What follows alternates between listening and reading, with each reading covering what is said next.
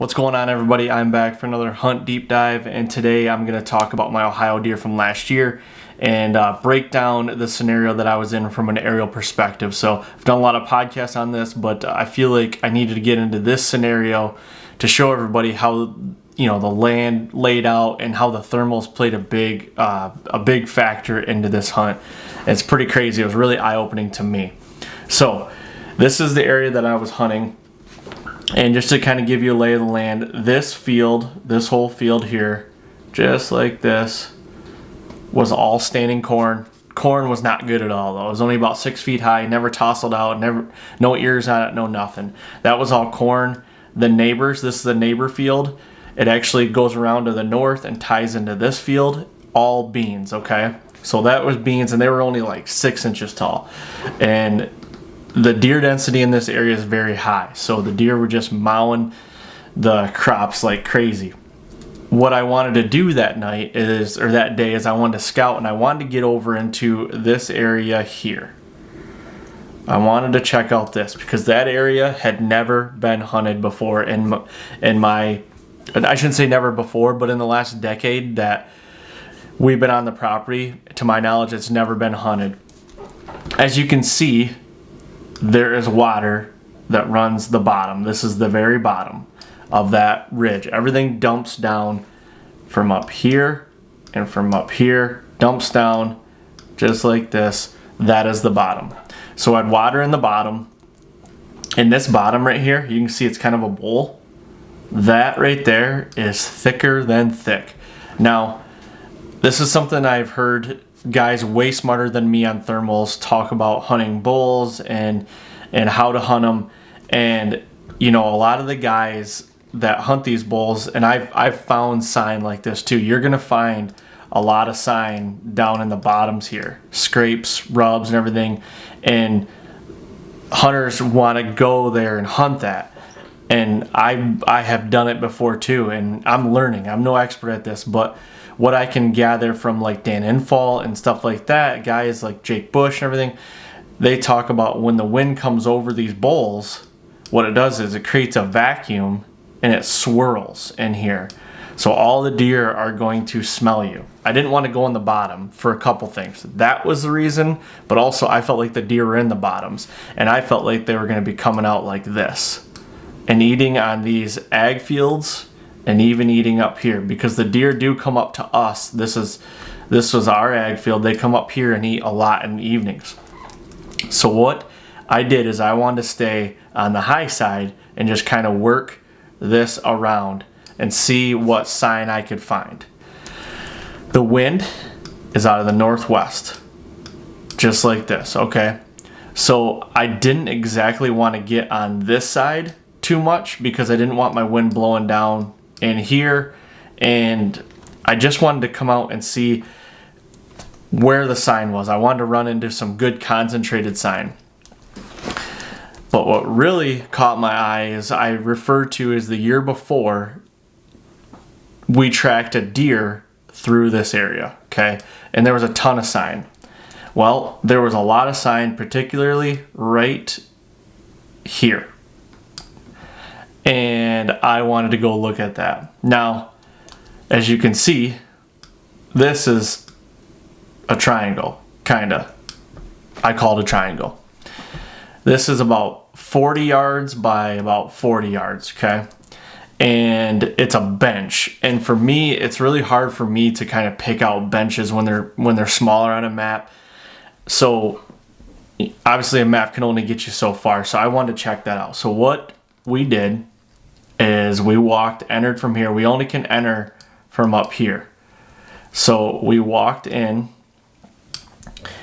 we got right here, and there was a big scrape right here. Okay, I put a camera on it. I was gonna hunt that evening just to kind of dip my toes in and just see what deer were moving through. I was gonna do a hanging hunt about right there where I could still shoot the field out here, but I felt like I could get deer that are coming like this out of the bottom or around here. A lot of deer move this edge in the evenings, and with my wind blowing this way, any deer that were out in this field or gonna work down this field edge, I thought were gonna bust me. So that was if I had to kind of plan. So what I did was kept moving like this, and there's a trail that goes like this, okay? And it works just like this, and it comes right down here. And when we got right here, this is what happened. I found a scrape right here, right here, right here, right here, right here, right there, right there, right there. Okay, roughly. That was how many scrapes were in that little area. And this is that little triangle deal. And it hit me. So this is where they were at. Everything concentrated. This spine goes down the hill here, and then it turns like this. And then this hill right here, all this stuff is pretty darn steep. Steep enough to where I didn't think deer would be able to move up and down. And I kind of glanced down it and I didn't see a lot of signs. So I didn't think the deer would be coming up this way or moving along the way like that, because I felt like all the sign was telling me that all the movement was like this, going to be coming up like that or around like this. That's what the sign was kind of telling me with the runways that were coming through here. So what I did was, or what I wanted to do is I wanted to set up somewhere right here, but I couldn't, or even over here, because I felt like it would keep the deer from away from me over here, and it would keep everything in front of me, just like this. The other thing that really played a big role in this, right here, literally about this big, is a big rock. I mean, a huge rock. This big rock behind me. It's a huge rock. The deer can't go up there, so they have to come up that way or come up this way. No deer could go like this. They can't get by this. And I thought that was just another way that it's pinching the deer down to come up just like this, up to this ag field. So with the wind blowing out of the northwest, I felt like if I set up over here, all my wind would be blowing. If deer were coming up this way, they'd be picking me. So that was not an option. My plan B was to sit right here, because what was happening was the wind was blowing like this, and it would come just like this, and it would hit right here, and then it would go right down this spine. Nothing was getting over here. And this is where the thermal's coming into effect, and it's way above my head. I don't know thermals very well, and I'm trying to learn them. But the wind, like I said, was working down like this, and it would hit right here, literally hit my tree, and move right down this spine. Then it did it consistently. I was throwing little milkweed and a puffer right here, and that's what was happening. Nothing was ever going down in here. So I thought that any deer that would come out of this bottom, this was also a drainage right here that went up like this. Any deer that would be coming out of here, I feel like I could get an arrow in them before they caught my wind. So we left and came back, and we hung that stand right there, okay? So we're in the stand, and the wind is, I'm dropping milkweed like crazy, and the wind is still doing this, and it's pulling right down here.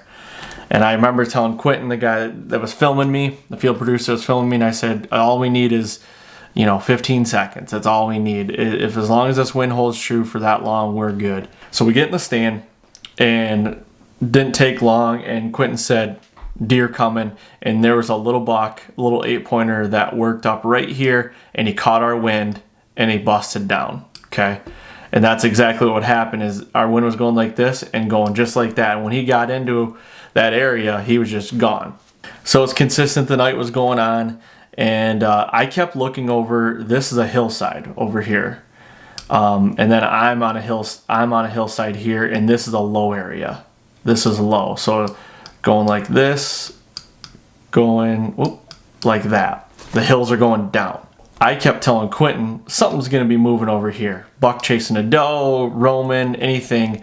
anything moving up here towards these ag fields. I figured I'd see something and I could make a move, an adjustment. Well, the night goes on and I'm glassing this way. And I see a deer's legs that are roughly about right there. And I said, it's a buck. Shooter, big deer. Can you hear me? Big deer. And he's trying to get the camera on him. And after I killed this deer, going back and looking at the footage, I realized there was another deer that was working up this way in the footage that I could not see at that time. So I thought he was alone. Can't really tell what the deer was. I'm guessing it was a doe. But it could have been a smaller buck or another buck. I don't know. So this deer, he is standing right here. He jumps this creek. Okay, this is the creek right here. He jumps that drainage and he's working up just like this. Okay. Are you good? And he gets to about right here, and I go to full draw. Now it doesn't probably look like it on the map, but that's about 30 yards. I went to full draw, and I was at full draw for a little bit because this was bare right here. I mean, once he clears that, he's in the wide open. And when he did, he got to about right here, 11 yards, and that's when I shot him. Okay.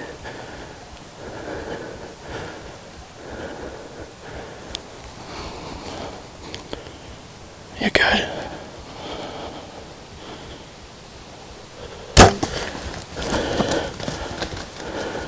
And then he ran back to about right there, and that's where it ended. So pretty cool, pretty crazy. When I was at full draw though, it was getting, it was in prime time and everything.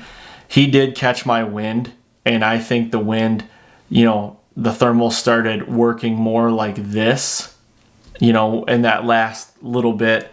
Like I said, I'm not an expert at thermals. I'm just telling you kind of how my scenario worked out. But honestly, I think what this deer was doing, and even in that little buck, I think he was working up here, was going to check all of these scrapes, and then he was going to spit out here or here, And I think what my deer did, same thing, is that we just caught him in this drainage, and I think he was going to kind of come scent check this, and then he was going to go here or go there. I don't know. But I think this little bench right here was the stomping grounds of, like, I need to figure out what's there, because there was a lot of open scrapes right there. But that's how it all ended up. Pretty neat, to be honest with you. And I just wanted to give a little context to everybody that may not have gotten a good picture through the audio form. I just wanted to show here. But there's a couple things, my plan was to stay here as much as I could, but eventually during the week I was going to be there for 11 days or so. I was going to work around to this side, and I really wanted to get in here, but I didn't end up making it that far. And if you were to ask me, I honestly think that deer was bedding somewhere in this bottom on that hillside, or somewhere in this bottom here. And I just think those thermals kicked down enough to where they didn't get to him. I don't know. And I don't know, once these thermals got down here in this bowl, I don't know if it did one of these. I really have no idea. I just know what it was doing right here. So I don't know, pretty cool. Hopefully you guys like these breakdowns. I'm going to keep doing some more from the past as well. Other kills that I've had or encounters. And this is how I learn with these maps. And I think a lot of people are learning from them as well. So thank you guys very much. Hopefully you guys like this. Leave a comment below and let me know, if you have any questions, or if you want me to do something else, or, break them down a little different, or if there's any other questions you guys have that you want me to break down, or, anything else, let me know in the comments. So thank you guys very much. And I guess we're going to cut her loose. And thanks for all the support. Don't forget, every Tuesday there's a new podcast.